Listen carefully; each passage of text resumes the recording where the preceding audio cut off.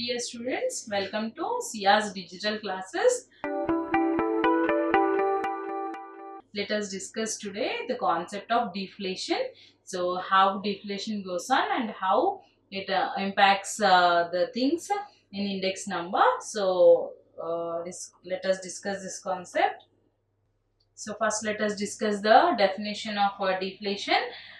Deflation refers to the process of making allowance for the impact of changing prices. So, whenever prices will rise, how it impacts our life or our income and all will be learning through here. So, deflation is nothing but whenever like prices will go high, right? Every year by year, prices will go high, whatever the products if you consider, but income will not go in that way, right? Income remains the same or hardly some 5% to 10%.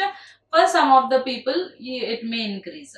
So prices not like that. Prices can go high simultaneously, like year by year a lot of changes will go on and prices will go up. So how to manage that with the same income whatever we have in the previous year?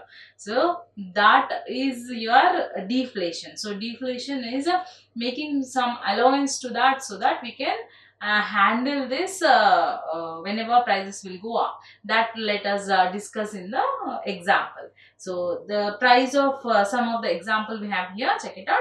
The price of rice in 2010 was 28 per kg. So some in 2010, if you check price of some rice bag, or for 1 kg of rice we got as 28. Okay, for 1 kg 28 rupees it was. Now what happened in 2013? The price has increased to 45 per kg. So within 3 years what happened? The price has gone up to 45. But income always will go up for every person, not like that. No, let us check it out that also. It means a person who could buy 1 kg of rice for 28 rupees in 2010 would be able to buy only half kg of rice in 2013. So the price has increased double. So what happens? Only half of the kg we can buy in 2013 because prices went up. Okay, so only half kg he can afford that with the same amount of 28 rupees. So if income level is same, what happens? So how we can handle that one? So income level remains the same but prices went up. So such a period we call as inflation. So nothing but prices went up. So purchasing power of money becomes a reciprocal of price index. So this reciprocal relationship can be shown in the following formula as follows. So purchasing power of money we call, why? Because how to handle such prices. So power, how to handle that one whenever the prices went up. So how, what we do is 1 by price index will consider reciprocal of price index. Whatever price we can afford, that it becomes your purchasing power of money. Like one more thing we have, that is real wage we call. How the real wage will come, let us check it out. And what is the real wage, I'll be explaining here. Suppose if price of a commodity is 30%, price index is 1.30, the purchasing power of rupee is 1 by 1.30 we have, that is your 77 paise. So prices whatever we have, it is going up year after year, but our income level is the same. So how to handle that one? Only half of the, like previously if you consider that rice example, only half of the half kg we can afford with the same income. So how to handle that one? How if income is the same, how the salary we have to manage with the increased prices? That will call as real wage. Means actually what the amount is left over with us, that becomes our real income, not the regular income monthly whatever you get. Now how to manage with that income for the entire month or increased prices becomes our real wage. Means really what remains in our hand after affording all that increased prices of the products. So that is your real wage. Now how to represent that in the formula? Here it goes. Money wage divided by price index into 100. So money wage, whatever the money we require to buy that increased rate products divided by price index. Price index is whatever the money we are affording into 100. If you do that, becomes a real wage, means really what the current income we have and how we are managing that increased prices of the product and how we are buying that one, that shows our real wage. So that is your real wage. One more formula we have, the same real wage to represent one more formula also we have. So this let us discuss through an example. So let us go for an example. Here we have some annual income of an employee, and the general index numbers of the price during some years from 2011 to 2019. They have given in the following table. You have to prepare the index number for the real income. So real income, I've said no, how to manage with the current income and the increased prices, that we need to discuss here. So they have given income already, year after year what the income we have, and its price index also they have given. So using this, let us discuss the real wages. So years I have considered in first column, then the income in second column, then the third column is price indices we have.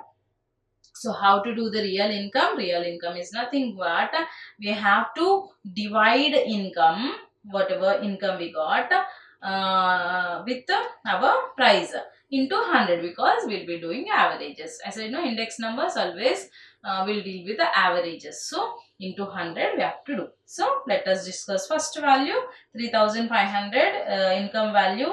The income whatever we'll get, 3500 divided by price index, that is 100, into 100 average. So I've got the answer as 3500. Again 100 will get cancelled. Okay, so like that real income I have obtained. One more value let us discuss. So income value is 4000 and price index is 120. So 4000 divided by 120 into 100 you do, you got some answer as this one. So like that we have to obtain all the real income values. Now from that real income index numbers let us obtain. Now how to obtain the index numbers for this real income, let us check it out. So what is the first value we got here for real income? That value 3500. So 3500 divided by the income of the first value, and the second column what we have, 3500. First in 2011 whatever the income we got, that is 3500.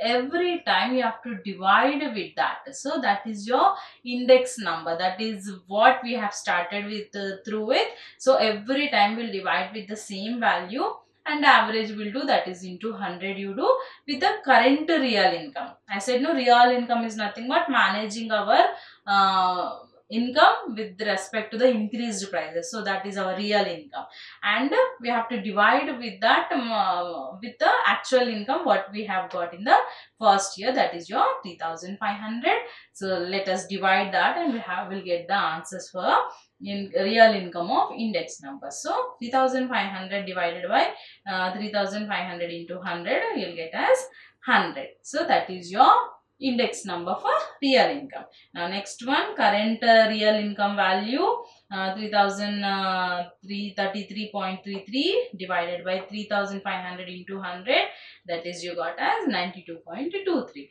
Like that every time the current real income value divided with 3500 into 100 you do, you get the answers for this real income index numbers. So up to the last same pattern you have to go on doing. So whatever the value I have obtained here, like last value, let us check it out what we got. The real income value, last value is this one, 1133.3 divided by 3500 into 100, we got as 32.38. So like this you have to go on doing, you will be obtaining our real income index numbers. So you may expect the problem or the deflation definition. So with the example, some own example you can give over there. So how the prices has been increased, and how income, if income is same, then how to manage for the further 2-3 years whenever the prices goes up and income remains the same. So how we can manage with that is your deflation concept. Like that, you have to give some example and give the definition. If it is comes with the theory or problem is this is a pattern, how we'll be doing our deflation of index numbers. So here real income we have obtained through the given formulas. Hope you have understood this concept of deflation. See you all in the next session. Thank you.